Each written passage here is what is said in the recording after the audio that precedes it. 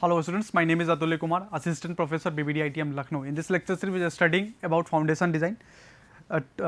Basically, specifically we are studying about well foundation. So in our last classes we have studied the introduction to well foundation. In today's lecture we will study about Terzaghi stability analysis of well foundation. Okay. So today's content for today's lecture is Terzaghi stability of well foundation. So let's start. So basically what do you mean by stability? Basically stability का जो simple मंत्र है कि मतलब स्थिर होना, शांत होना। कोई भी चीज़ स्टेबल का मतलब है कि वो स्थिर शांत है, मतलब वो अपने आप में सफिशियंट है, वो किसी चीज़ से वो फेल नहीं हो सकता, किसी चीज़ की वजह से वो टूट नहीं सकता। तो इसको हम लोग क्या बोलते हैं? इसको हम लोग बोलते हैं स्टेबिलिटी। तो वेल फाउंडेशन की स्टेबिलिटी का मतलब क्या हुआ कि हमें वेल फाउंडेशन का जब भी डिज़ाइन करना होता है, जब भी हम लोग डिज़ाइन करेंगे वेल फाउंडेशन का, तो इस हिसाब में डिज़ाइन करेंगे, इस हिसाब में डिज़ाइन करना चाहिए कि वेल फाउंडेशन स्टेबल हो। स्टेबल मतलब हो कि वो उसमें ना तो कोई प्रॉब्लम हो, ना उसमें कोई क्रैक आए, ना वो फेल हो, स्टेबल होना चाहिए। ठीक है, जो भी फोर्स कंसिडरेशन के लिए, जो भी स्ट्रक्चरल डिज़ाइन के टाइम में कंसिडरेशन लिया गया, उस सभी कंसिडरेशन में वो सेफ हो। तो इसके लिए क्या करना पड़ता है? इसके लिए हमें एनालिसिस करना पड़ेगा कि क्या क्या फोर्स उस पर आ रहा होगा और उससे हम उस फोर्स को कैसे असिस्ट करेंगे। ठीक है, तो इसी में से जो बेसिकली तीन मेथड एनालिसिस करने के, तीन मेथड है। एक सबसे पहला मेथड है जिसको बोलते हैं तरजागी मेथड, दूसरा मेथड इंडियन रोड कांग्रेस ने दिया है IRC मेथड, और तीसरा जो है वो बैनर्जी एंड गंगोपाध्याय मेथड। ये तीन मेथड है जिससे कि हम लोग फाउंडेशन या वेल फाउंडेशन की स्टेबिलिटी एनालिसिस करते हैं। स्टेबिलिटी एनालिसिस में क्या करना पड़ता है? तो बेसिकली हम लोग को पता है कि हम लोग के पास में 3 कोऑर्डिनेट एक्सिस होते हैं, XYZ। तो इन तीनों डायरेक्शन में जो फोर्स आ रहे होंगे, उस फोर्स के अगेंस्ट में रेसिस्टेंस कितना वेल फाउंडेशन ऑफर कर रहा है, सो दैट कि वो सेफ रहे, उसकी स्टेबिलिटी करनी होती है। तो यहाँ पे फॉर एजम्पशन के लिए माना गया है कि W जो है वो वर्टिकल डायरेक्शन का फोर्स है। W जो होगा वो वेल फाउंडेशन में वर्टिकल डायरेक्शन का फोर्स होगा। P जो है वो वेल फाउंडेशन में हॉरिजॉन्टल डायरेक्शन का फोर्स है, ठीक है, यानी कि X डायरेक्शन का फोर्स है। वो W जो है वो Y। अगर हम इस हिसाब से कोऑर्डिनेट बनाएं, ये हमारा x हो गया, ये हमारा y हो गया, और ये हमारा z हो गया। तो w जो है ये इस अलोंग में, p जो है वो इसके अलोंग है, और q जो है वो इसके अलोंग है। ठीक है, और यहाँ पे हमारा वेल फाउंडेशन बना हुआ है, ये वेल फाउंडेशन बना हुआ है, यानी कि p उसके बाद q and w, p w and q, ये जो है ये तीन डायरेक्शन के फोर्स हमारे वेल फाउंडेशन पे हमें देखने को मिल रहा है। तो अब इन फाउंडेशन, ये जब भी फोर्स लग रहा होगा तो फोर्स के साथ साथ शेयर फोर्स भी आ सकता है, मोमेंट भी आ सकता है, डिफरेंट टाइप से कॉम्बिनेशन बन सकते हैं। तो बेसिकली हम लोगों को पता है कि हम लोग के पास में 3 इक्विलिब्रियम कंडीशन होता है जब भी एनालिसिस करते हैं, चाहे हम स्ट्रक्चरल एनालिसिस की बात कर रहे हो या यहाँ पे एनालिसिस की बात कर रहे हो, तो हमारे पास 3 इक्विलिब्रियम कंडीशन होता है। और वो इक्विलिब्रियम कंडीशन क्या होता है कि summation of all the forces along the vertical direction is 0, summation of all the forces along the horizontal direction is 0, and moment along third axis यानी कि जेड एक्सिस के अलॉन्ग जो मोमेंट होगा that should be equal to 0। ये तीन main हमारे पास analysis करने के हैं। तो सबसे पहला एनालिसिस करना, summation of fx equal to 0, summation of fy equal to 0, and moment about Z axis equal to 0।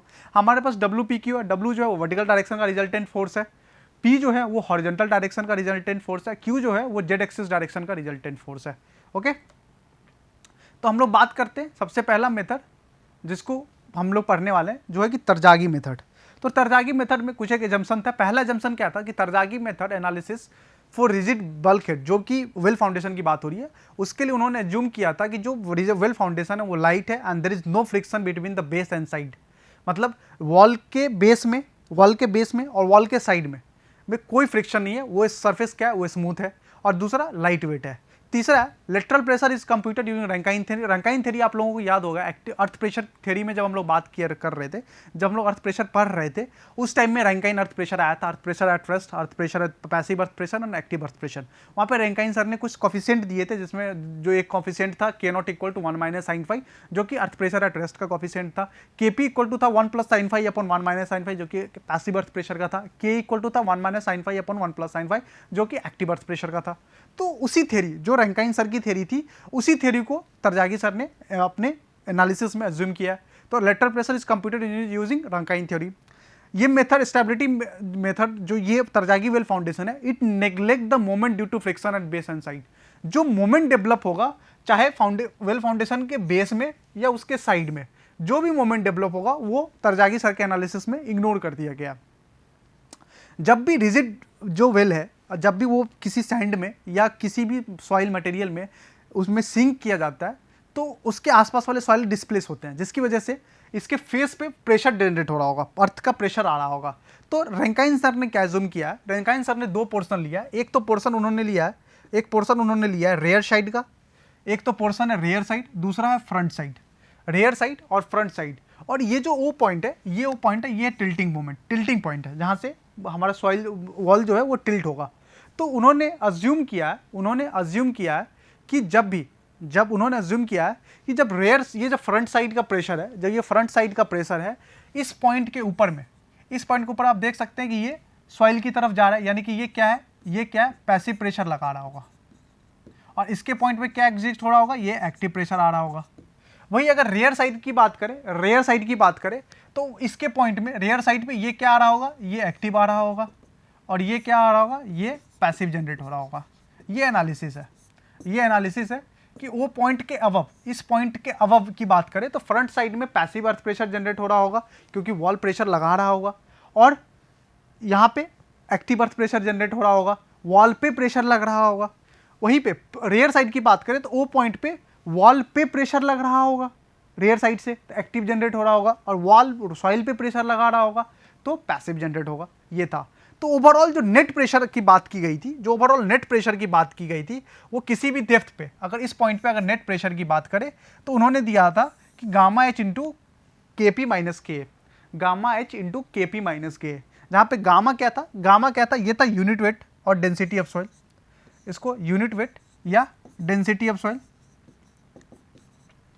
H क्या था, डेप्थ ऑफ, कितना डेप्थ पे फाउंडेशन की डेप्थ कितनी है, तो ये एच था। केपी क्या था, केपी जो है वो एक्टिव अर्थ प्रेशर था, पैसिव अर्थ प्रेशर का कोफिशिएंट था। और के जो था, केपी को एक तरह से और भी लिख सकते हैं, केपी इक्वल टू होता है 1 plus sine phi minus 1 minus sine phi, जहाँ पे फाई जो होता है वो एंगल ऑफ इंटरनल फ्रिक्शन होता है। और के जो था वो Rankine active earth pressure coefficient है, और इसकी वैल्यू कैसे निकलती है, तो ये है 1 minus sine phi upon 1 plus sine phi. ये था कॉम्बिनेशन, ये था बेसिक एजम्पशंस एनालिसिस स्टार्ट करने से पहले। ठीक है, उसके बाद आप ये देख सकते हैं कि अब हम एनालिसिस करते हैं। तो अगर हम summation F X equal to zero करें, तो F X equal to zero करने के लिए हमें एक्स डायरेक्शन में जो फोर्स होगा वो सबको लेना पड़ेगा। तो F X equal to zero करने के लिए क्या किया जाएगा, F X equal to zero के लिए minus Q max plus area of A F O देखा जाए तो ए एफ ओ इसकी बात की जा रही है, ये पोर्शन की बात की जा रही है, ए एफ ओ, ठीक है, plus area A F O minus area O B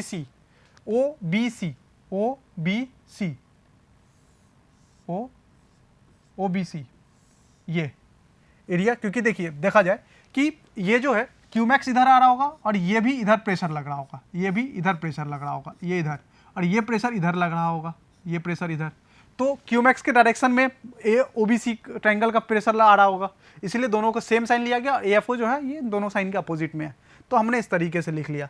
जब इसको फर्दर अगर हम लोग आगे मॉडिफाई करेंगे, तो इसी एक्सप्रेशन को वापस से लिख सकते हैं। क्यू मैक्स तो सेम रहेगा, minus of Q max, left side movement है तो माइनस लिया गया, minus of Q max plus area A B E, area A B E जो है ये एरिया हो गया, माइनस क्यू मैक्स प्लस, यानी कि इस डायरेक्शन में जो स्ट्रेस आ रहा होगा तो minus plus area A B minus area C F E, C यहाँ है, एफ यहाँ है, ये यानी कि अब माइनस, इसमें से हम क्या किए, इस ट्रायंगल के एरिया को माइनस कर दें, ये ट्रायंगल, ये जो मेजर ट्रायंगल आ रहा है इस एरिया को माइनस कर दिए। ओके ठीक है, कोई इशू नहीं है। तो इस इक्वेशन को फर्दर अगर लिखना चाहे तो minus Q max equal to, अगर हम एरिया ए बी ई की बात करें, अगर हम ट्रायंगल ए बी ई की बात करें, अगर हम लोग ट्रायंगल ए बी ई की बात करें, ये ई है और ये सी है, ठीक है, ए बी ई की बात करें तो ए बी ई जो है ये ट्रायंगल है, इस ट्रायंगल का जो फोर्स होगा वो कितना हो जाएगा, इस ट्रायंगल का एरिया, बहुत ही आसान से हम लोग लिख सकते हैं। तो ये जाएगा 1/2 ट्रायंगल है, 1/2 इंटू डेप्थ, हाइट कितनी है इसकी, तो इसकी डी है, और इसका बेस क्या है, तो बेस है gamma D into K P minus K, gamma D minus K P, gamma D into D, K P minus D into डी/2। Okay done.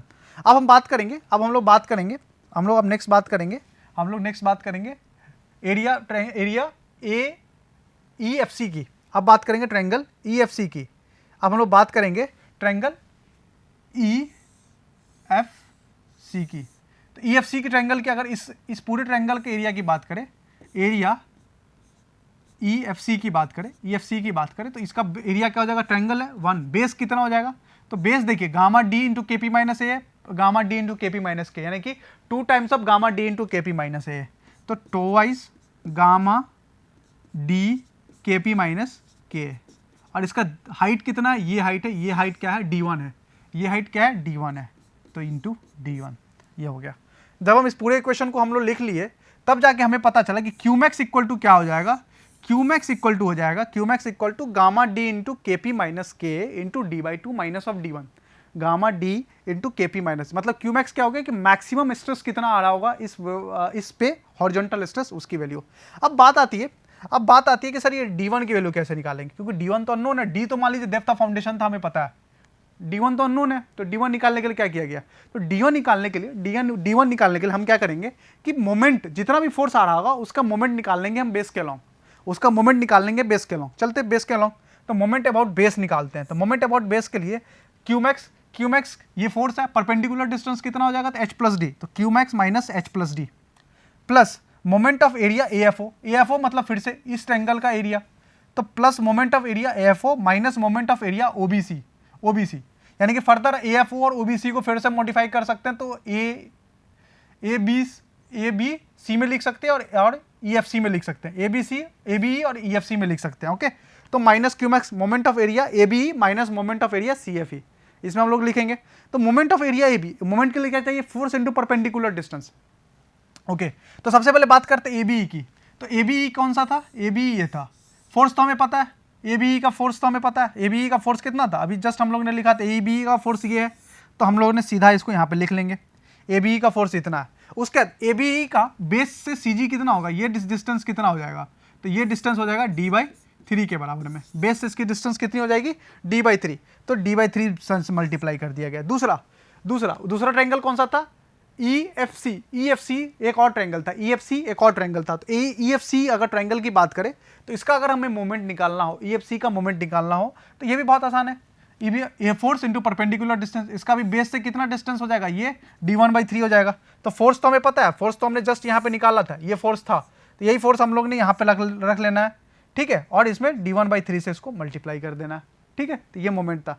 जब हम इस इक्वेशन को एनालाइज करेंगे, मॉडिफाई करेंगे और इसमें इक्वेट करेंगे, तो तब जाके हमारे पास में एक फार्मूला जनरेट होगा, और ये फार्मूला क्या जनरेट होगा, ये फार्मूला कुछ ये जनरेट होगा, 2D1 equal to 3H1 plus minus 9H1 square minus 2 into 3D1 square D square, ये एक फार्मूला जनरेट होगा जिससे कि हम लोग D1 की वैल्यू निकाल सकते हैं, और इससे हम क्या निकाल सकते हैं, D1 की वैल्यू निकाल सकते हैं। D1 मतलब इस डेप्थ की वैल्यू निकाल सकते हैं, ये डेप्थ की वैल्यू हम लोग निकाल सकते हैं, ओके। ये थी तरजागी एनालिसिस। उसका तरजागी एनालिसिस में फर्दर होता है कि कितना ट्रांसवर्स लोड यानी कि कितना वर्टिकल लोड आ सकता है। तो vertical load total resistance force निकालने के लिए क्या होगा, Qmax equal to Qmax into L. L क्या है, एल होता है कि जितना फुट उसका जो है डायमेंशन है, कितना विथ है, कितनी उसकी डायमीटर है, तो Qmax इंटू एल, जहाँ पे Qmax इक्वल टू हम क्या करेंगे, इसमें फैक्टर ऑफ सेफ्टी लगाएंगे, अलाउएबल कितना होगा, तो Qmax upon F. Allowable factor of safety जो होगा वो मिनिमम कितना यूज करते हैं, दो से कम में हम फैक्टर ऑफ सेफ्टी नहीं लगते। अब जो फैक्टर ऑफ सेफ्टी है Qmax ही है, QA क्या है, QA अलाउएबल है। अब बात आती है कि मैक्सिमम प्रेशर बेस पे कितना आ रहा होगा, ये तो हमने ट्रांसवर्स लोड की बात कर ली। अब हम बात करेंगे मैक्सिमम प्रेशर बेस पे कितना होगा। तो बेस पे निकालने के लिए हमें क्या करेंगे, सबसे पहले हॉरिजॉन्टल लोड बैलेंस करेंगे। तो हॉरिजॉन्टल लोड अनबैलेंस लोड कितना बचा, Q तो टोटल लोड था माइनस Q अलाउएबल आ रहा था, Q माइनस Q हम लोग ने हॉरिजॉन्टल लोड कर दिया, where Q is the horizontal force applied on the well. Force well पे इतना लग रहा था तो Q माइनस Q हम लोग ने कर दिया। Resulting overturning force moment कितना आ रहा था, तो Q minus Q into H plus D, Q minus Q into H plus D moment आ रहा था। तो मैक्सिमम और मिनिमम मोमेंट कैसे होगा, तो Qmax W/A plus minus MB/ZB, जहाँ पे MB तो ये मोमेंट था, ZB क्या है, ZB जो सेक्शन मॉड्यूलस वेल बेस के लॉन्ग सेक्शन मॉड्यूलस कितना, ये क्या है, area of base of well foundation कितना है, ये एरिया ऑफ बेस है। मोमेंट MB क्या है, ये मोमेंट जो हम लोगों ने कैलकुलेट किया था ड्यू टू अनबैलेंस्ड मोमेंट की वजह से, ओके। तो एक छोटा सा न्यूमेरिकल है, इस लेक्चर को एंड करने से पहले एक छोटा सा न्यूमेरिकल है, हम लोग उस पर देखते हैं। हम लोग के पास में एक वेल फाउंडेशन डिजाइन करना है, उसकी स्टेबिलिटी एनालिसिस करना, एनालाइज करना है किसके हेल्प से, तरजागी एनालिसिस के हेल्प से। तो तरजागी एनालिसिस के हेल्प से अगर हम वेल फाउंडेशन को कैलकुलेट करना चाहते हैं तो कैसे कैलकुलेट करेंगे, तो हमारे पास क्वेश्चन कुछ इस तरीके से, a circular well of 6 metre external diameter and 4 metre internal diameter is embedded to a depth of 15 meter below the maximum score level in a sandy soil deposit. The well is subjected to a horizontal force of 800 kilonewton acting at a height of 8 meter above the score level. Determine the allowable total equivalent resisting force due to earth pressure when the rotation is about a point above the base or rotation at base. तो सबसे पहले हम लोग बात करेंगे rotation above the base। हमारे पास में total well foundation की हाइट कितनी है, 8 मीटर, तो डेप्थ लेवल से बिलो है 15 मीटर और 8 मीटर ऊपर है, तो टोटल डेप्थ कितना हो गया, 8 + 15 23 मीटर। तो सबसे पहला काम क्या था, d1 निकालने का। d1 निकालने के लिए काम के लिए क्या करेंगे, 3h1, 3 इंटू h कितना हो गया 23 plus minus root under 9h1, 9 into 23 का स्क्वायर माइनस 2 इंटू 3। अब देखिए अब डेप्थ ऑफ फाउंडेशन कितना है, फिर से पढ़ते हैं, एक्सटर्नल डायमीटर 4 इंटरनल, डेप्थ इतना, maximum score level sandy, the well is subjected to horizontal force of इतना at a height of 8 meter above the score level, 8 meter above the score level, okay perfect। 15 metre depth है, 8 metre above the score level, ठीक है। तो 3D, तो 3D की depth of foundation कितना है 15 metre, 15 into 23 minus 15 का square. यहाँ से हम लोग कैलकुलेट करेंगे सबसे पहले, okay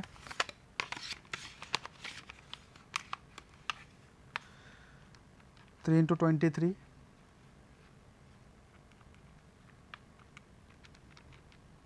23 plus root under 9 into 23 square minus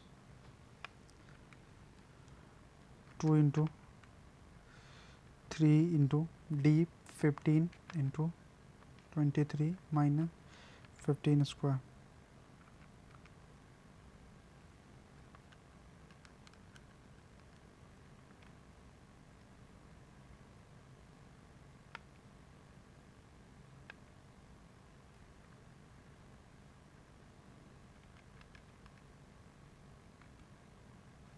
तो जो d1 की वैल्यू आ रही है, d1 is coming out as 12.95 से इसको 13 मीटर ले लेते हैं, ये d1 की वैल्यू आ गई।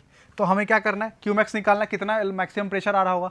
क्यूमैक्स निकालने के लिए फॉर्मूला बहुत ही आसान है, यहाँ पे गामा जो होगा वो डैश ले लेंगे, क्यों, क्योंकि पानी वेल के अंदर, फाउंडेशन वाटर के अंदर हो रहा है, तो गामा सेट यानी कि 20 - 10 इंटू डी की वैल्यू कितनी है, फाउंडेशन की डेप्थ की वैल्यू कितनी है 15। अब आता है KP minus K into d/2 की वैल्यू कितनी है, d/2 यानी कि 15/2 minus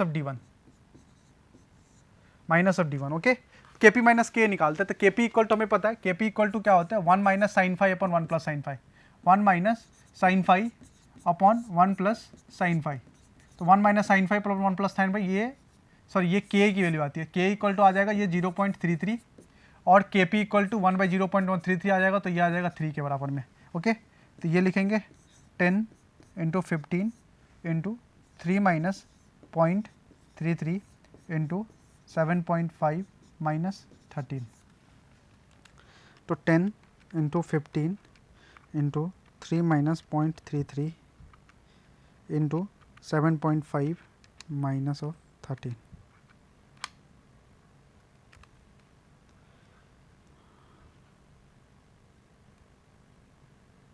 KP minus K d/2 minus d1 7.5. So this is coming out as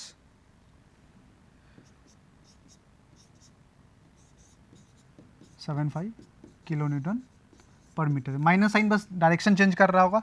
तो अलाउबल कितना आएगा, अलाउबल निकालने के लिए तो क्यूमैक्स की वैल्यू इतनी थी, तो 2202। लेंथ कितना है, आउटर डायमीटर कितना है 6 मीटर, 6 अपन फैक्टर सेफ्टी कितना करेंगे 2 इंटू 6 डिवाइडेड बाई 2। तो वैल्यू आ रही है इसकी 6608.25 kilo newton per metre, kilo Newton, ठीक है। लेंथ से मल्टीप्लाई कर दिए। अब बात आती है कि सर रोटेशन एट बेस कितना होगा। तो रोटेशन एट बेस निकालने के लिए बहुत ही आसान फार्मूला है, दूसरा फार्मूला 1/6 KP की वैल्यू कितनी थी 3 माइनस 0.33 इंटू गामा की वैल्यू कितनी हो जाएगी 10, डी क्यूब कितनी हो जाएगी 15 की क्यूब, 15 की क्यूब अपॉन H1 की वैल्यू कितनी थी, H1 इक्वल टू कितना था, H1 इक्वल टू 23 के बराबर में था, तो H1 इक्वल टू 23। ओके, तो इसको अगर पुट करें तो इसको अगर हम लोग कैलकुलेट करें तो 1/6 into 3 minus 0.33 into 10 into D cube की वैल्यू कितनी है, D cube is equal to depth is equal to 15 की क्यूब अपॉन H1 की value 23। Okay, so it is coming out as 652.98। Allowable कितना हो जाएगा, तो 652.98 into length 6 upon 2 into 6 divided by 2, 1958.9 kilo newton per metre. यानी कि अगर base पे कितना आ रहा है 1959.9 किलो न्यूटन और ऊपर में कितना आ रहा है 2202.75 kilo newton per metre. Okay, ये दोनों फाउंडेशन की पे स्ट्रेस की वैल्यू थी। Okay, thank you.